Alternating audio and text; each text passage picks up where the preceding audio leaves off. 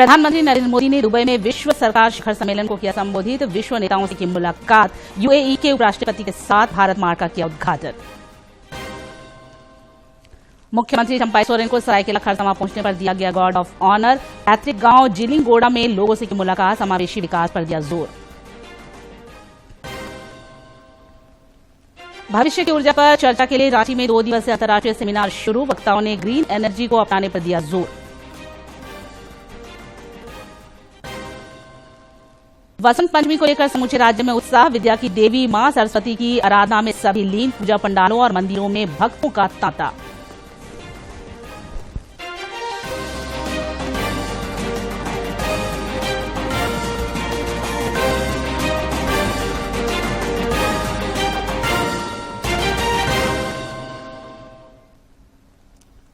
नमस्कार, प्रादेशिक समाचार में आपका स्वागत है। मैं हूं निशा दीपिका सोरेन और अब समाचार विस्तार से।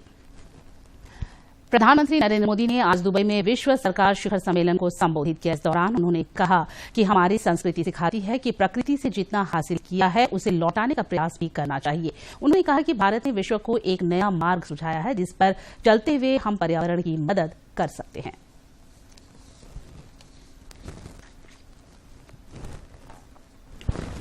हमारी संस्कृति हमें सिखाती है कि प्रकृति से जितना हासिल किया है उसे लौटाने का प्रयास भी करना चाहिए।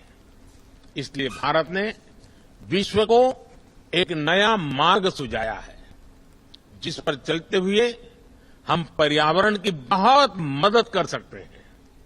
ये मार्ग है मिशन लाइफ, यानी लाइफस्टाइल फॉर एनवायरनमेंट का।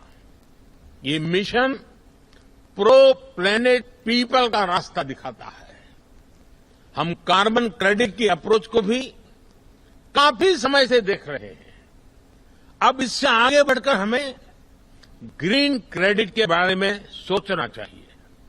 इसकी चर्चा मैंने यहां दुबई में ही COP28 के दौरान बहुत विस्तार से की थी।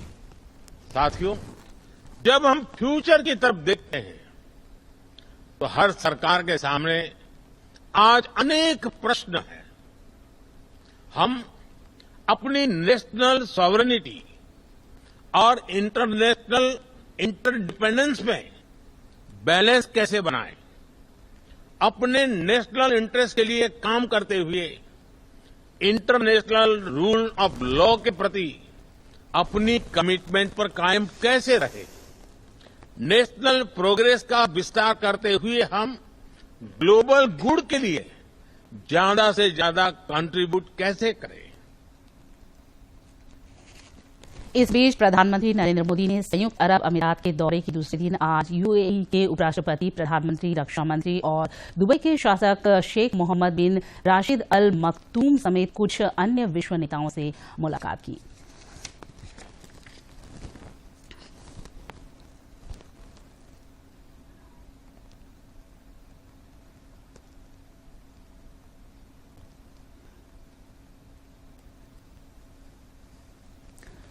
प्रधानमंत्री नरेंद्र मोदी ने आज संयुक्त अरब अमीरात की राजधानी अबू धाबी में पहले हिंदू मंदिर का उद्घाटन किया। प्रधानमंत्री ने वर्ष 2018 में इस मंदिर की आधारशिला रखी थी।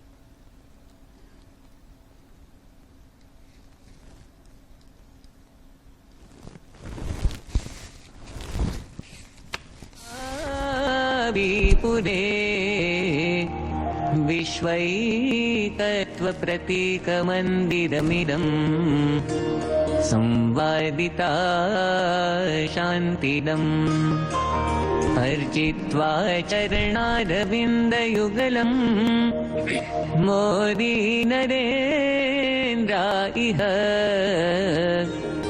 यच्छत्यञ्जलिमक्षराय हरये। प्रधानमंत्री नरेंद्र मोदी ने यूएई के उपराष्ट्रपति के साथ जबल अली में वर्चुअल माध्यम से भारत मार्ग का शुभारंभ किया। भारत मार्ग की आधारशिला रखी। भारत मार्ग भारतीय व्यवसायों के लिए एक हाइब्रिड मार्केट प्लेस है।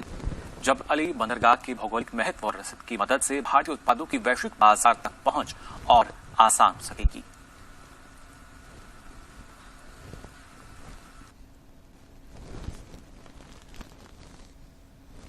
मुख्यमंत्री चंपाई सोरेन आज सरायकेला खरसावां जिले के गम्हरिया प्रखंड स्थित अपने पैतृक गांव जिलिंगुड़ा पहुंचे। इस दौरान उन्हें गार्ड ऑफ ऑनर दिया गया तथा प्रशासनिक अधिकारियों ने उनका औपचारिक स्वागत किया। मुख्यमंत्री ने स्थानीय लोगों से मुलाकात की और समावेशी विकास की प्रतिबद्धता दोहराई। उन्होंने नियुक्ति प्रक्रिया में भी तेजी लाने की बात कही। साथ ही पेपर लीक मामला समेत अन्य समसामयिक विषयों की भी चर्चा की।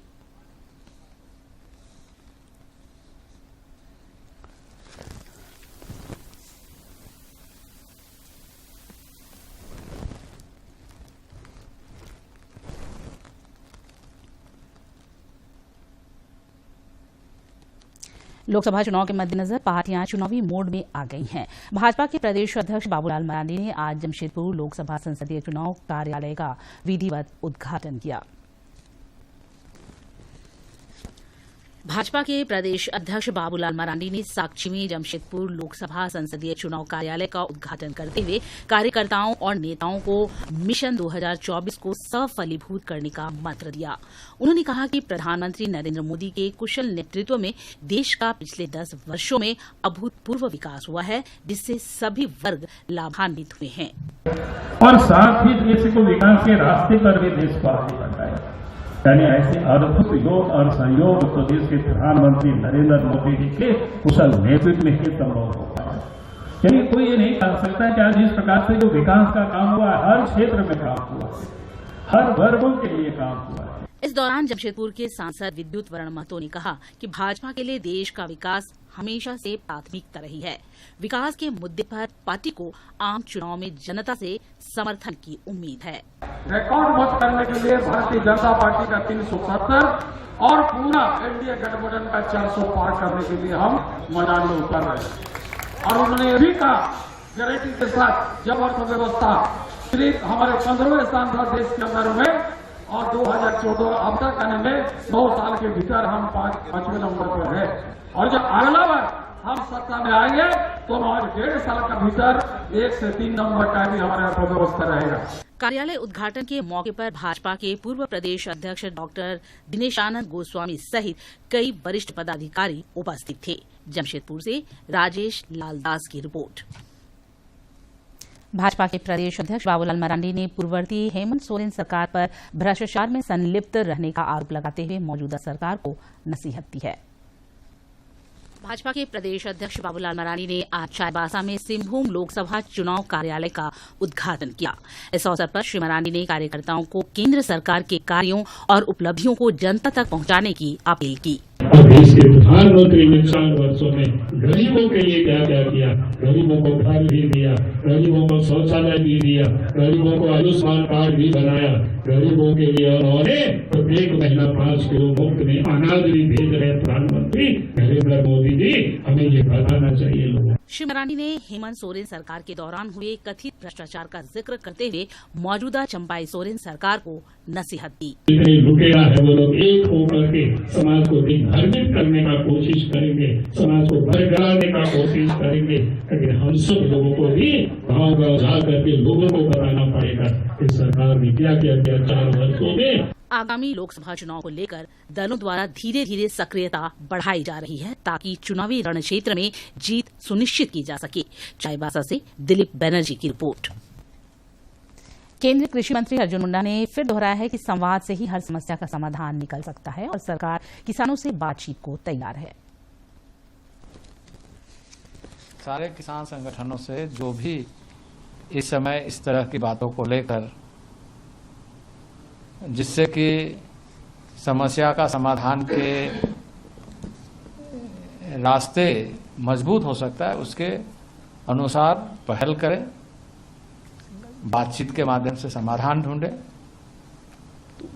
और उसमें सरकार पूरी तरीके से तत्पर है, प्रतिबद्ध है और इस बात का ध्यान रखे कि आम आदमी को कठिनाई ना हो।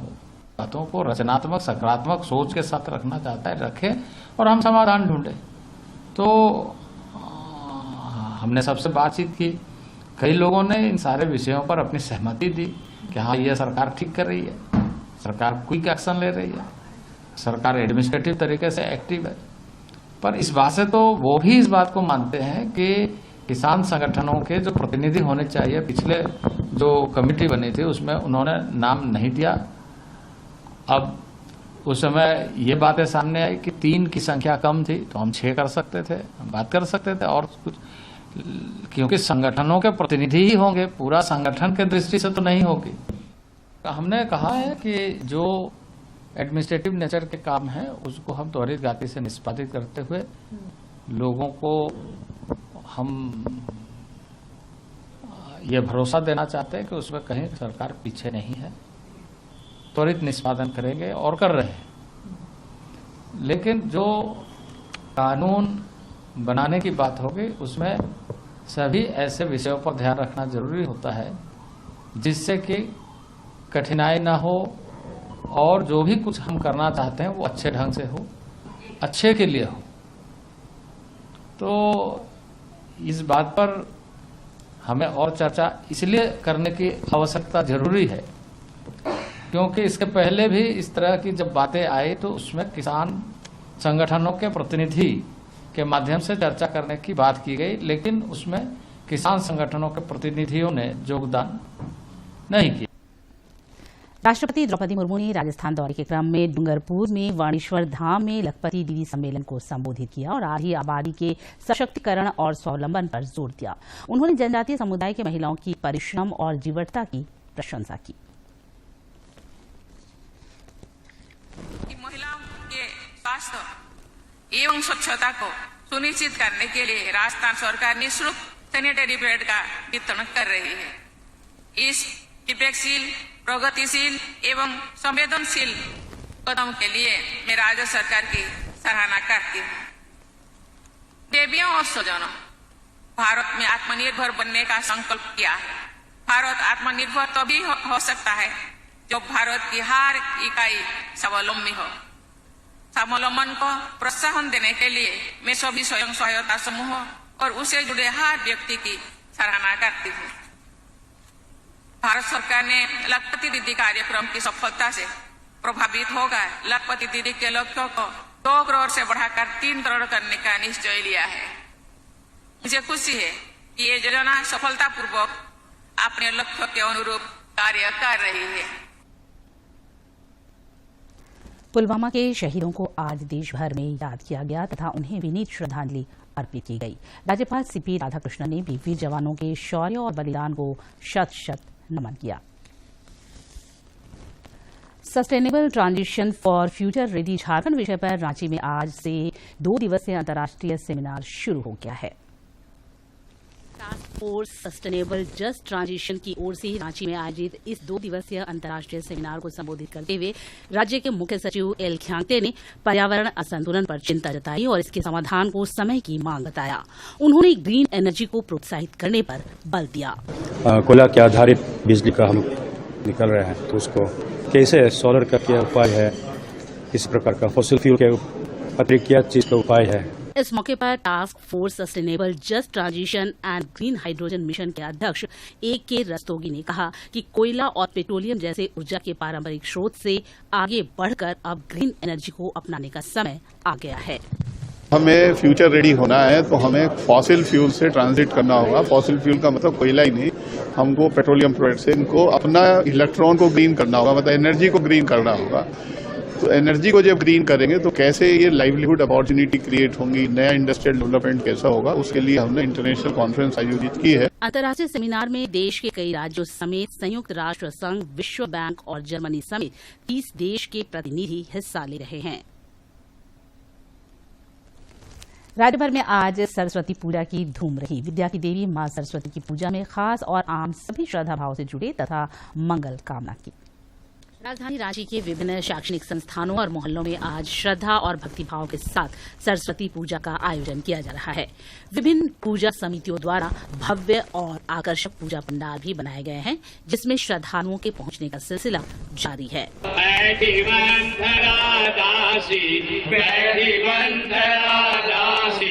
रावण संहार किया, जय जय जय हे सरस्वती माता। सरस्वती पूजा को लेकर रांची कॉलेज परिसर भी भक्ति रस से ओतप्रोत नजर आ रहा है। विद्यार्थियों ने बड़े ही धूमधाम से ज्ञान की देवी मां सरस्वती का पूजन किया तथा मंगल कामना की। इस मौके पर आजसू पार्टी के अध्यक्ष सुदेश महतो ने भी विद्यार्थियों के साथ मां के समक्ष शीश झुकाया। हमें लंबे समय तक यहाँ रहने का हमारा मौका मिला है और सरस्वती पूजा में पहले व्यक्तिगत रूप से अब छात्रों के साथ थोड़ा समय बिताने का मौका मिलता है और मेरी शुभकामना है कि सभी को जो कामना है इनकी जो अपने जीवन के लिए वो सफल हो सभी का। इस मौके पर छात्र छात्राओं में भी भक्ति भाव चरम पर दिखा।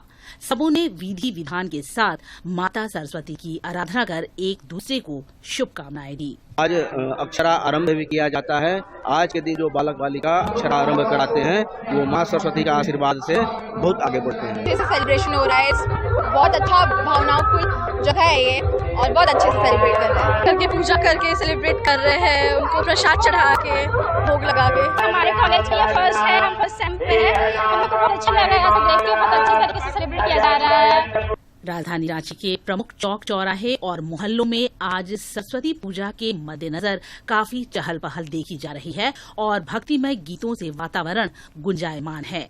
रांची से कर्मवीर की रिपोर्ट।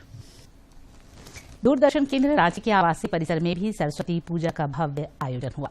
विधि विधान से पूजा के बाद सुहागिनों ने एक दूसरे को सिंदूर और गुलाल लगाया। श्रद्धालुओं को प्रसाद वितरण किया गया। बाद में भोग का भी वितरण हुआ।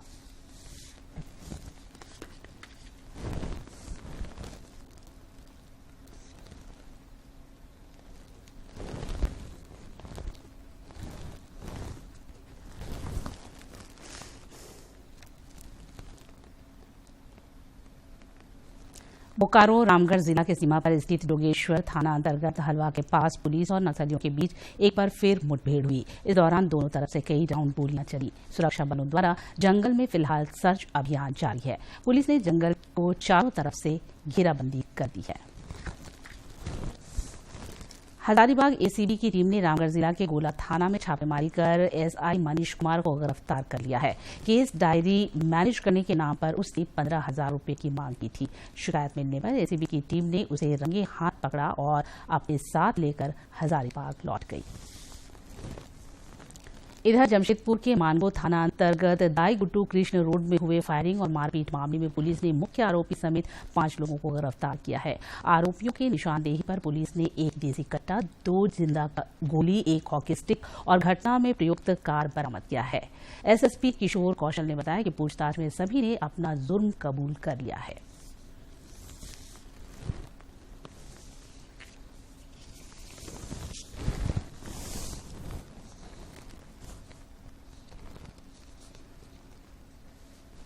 राजधानी रांची के पुंदाग में अपराधियों ने एक ज्वेलरी दुकान लूटने का प्रयास किया, लेकिन दुकानदार की दिलेरी के कारण अपराधी हथियार छोड़कर भागने को विवश हो गए। सूचना मिलने के बाद पुलिस मौके पर पहुंची और मामले की तफ्तीश में जुट गई।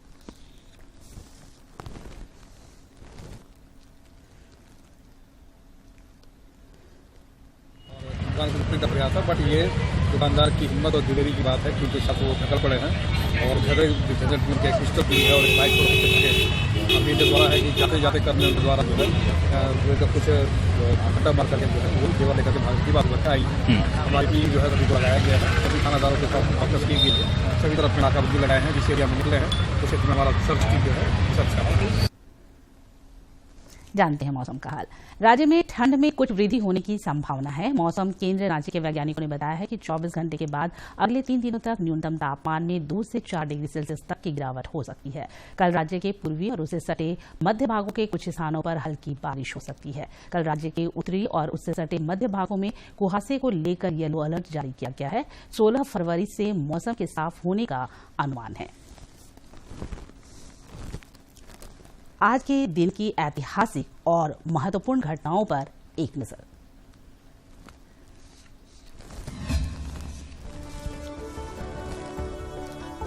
चौदह फरवरी साल 2019 को आतंकवादियों ने कश्मीर के पुलवामा जिले में सीआरपीएफ के काफिले पर खौफनाक हमला किया था।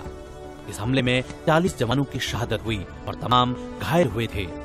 आज ही के दिन करीब 3:30 बजे जम्मू श्रीनगर हाईवे पर 2500 जवानों को लेकर जा रही 78 बसों के काफिले पर हमला हुआ। इस हमले में जैश ए मोहम्मद के एक आतंकी ने विस्फोटकों से लदे वाहन को जवानों के बस से जा मारा। इसके बाद हुए भयानक धमाके में करीबी बस के परखट्टे उड़ गए थे। हमले के बाद प्रधानमंत्री नरेंद्र मोदी ने कहा था, मेरे दिल में भी वैसी ही आग है जैसी आपके दिलों में है। सभी आंसुओं का बदला लिया जाएगा। और जल्द ही भारतीय सेना के जाबाज कमांडोज ने दुश्मन की सीमा के अंदर जाकर इस हमले का मुंहतोड़ जवाब दिया था। तारीख थी 26 फरवरी। इस सर्जिकल स्ट्राइक में पाकिस्तान के अंदर मौजूद कई आतंकी ठिकानों को भारतीय सेना ने तबाह कर दिया और बड़ी संख्या में पाकिस्तानी आतंकियों को मौत के घाट उतार दिया। यूनाइटेड नेशंस सहित दुनिया भर के तमाम देश आतंकवाद से जुड़े इस मुद्दे पर भारत के समर्थन में आए थे। नई दिल्ली में विश्व पुस्तक मेले का आयोजन किया गया है, जो 18 फरवरी तक चलेगा। एशिया के सबसे बड़े पुस्तक मेले में पुस्तक प्रेमियों की भारी भीड़ उमड़ रही है। मेले में विद्यार्थियों के लिए बहुत कुछ है। यहाँ पर ऐसी पुस्तकें हैं जो विद्यार्थी परीक्षा की तैयारी कर रहे हैं, उनके लिए यहाँ एग्जाम आइडिया देखे जा सकते हैं। हमारे साथ सुरेंद्र रतन जी हैं, बात करते हैं किस तरह की पुस्तकें लेकर आए हैं। हम लोगों ने स्पेशली जो बुक्स हैं सीबीएसई रेफरेंस के लिए बनाई हैं, सीबीएसई बोर्ड एग्जाम के लिए। सीबीएसई सैम्पल पेपर हमने मॉडल टेस्ट पेपर के साथ निकाला है स्पेशली, और बड़ा अच्छा उसका रिस्पॉन्स रहा है हमें वेरी फर्स्ट डे। और सेकेंडली हम लोग एग्जाम आइडिया पूरा सीबीएसई की बुक को हर साल रिवाइज करके देते हैं, वो भी काफ़ी अच्छा रिस्पॉन्स है। और बिसाइड दैट चिल्ड्रन बुक्स का भी बच्चों ने काफ़ी इस बार इंटरेस्ट दिखाया है। हमारा मेन पर्पज़ है कि बच्चों को मैक्सिमम रेफरेंस मटेरियल अवेलेबल करना मार्केट में। निखिल जैन जी हमारे साथ हैं। हमने जेई की नई बुक निकाली है हमारी जो है, उसके अंदर हमने बच्चों को 7 टेस्ट दिए हैं, जिसके अंदर इमीडिएटली प्रिपेयर कर सकते हैं जो जेई अप्रैल में आने वाला है, कि बच्चों को पेपर कैसे सॉल्व करना चाहिए। वो आज तक किसी भी बुक में नहीं दिया है, सबको आंसर्स ही दिए गए हैं, बट जो कैसे सॉल्व करना है, कैसे बच्चा ध्यान लगा के पढ़ सकता है जेई की किताब के लिए, वो इंपॉर्टेंट है। वो किताब वो बता दी है, और वो ऑथर्ड बाय IIM अहमदाबाद और IIT। और अंत में मुख्य समाचार एक बार फिर। प्रधानमंत्री नरेंद्र मोदी ने दुबई में विश्व सरकार शिखर सम्मेलन को किया संबोधित। विश्व नेताओं से की मुलाकात। यूएई के उपराष्ट्रपति के साथ भारत मार्ट का किया उद्घाटन। मुख्यमंत्री चंपाई सोरेन को सरायकेला खरसावां पहुंचने पर दिया गया गार्ड ऑफ ऑनर। पैतृक गांव जिलिंगोड़ा में लोगों से की मुलाकात। समावेशी विकास पर दिया जोर। भविष्य की ऊर्जा पर चर्चा के लिए रांची में 2 दिवसीय अंतर्राष्ट्रीय सेमिनार शुरू। वक्ताओं ने ग्रीन एनर्जी को अपनाने पर दिया जोर। और वसंत पंचमी को लेकर समूचे राज्य में उत्साह। विद्या की देवी मां सरस्वती की आराधना में सभी लीन। पूजा पंडालों और मंदिरों में भक्तों का तांता।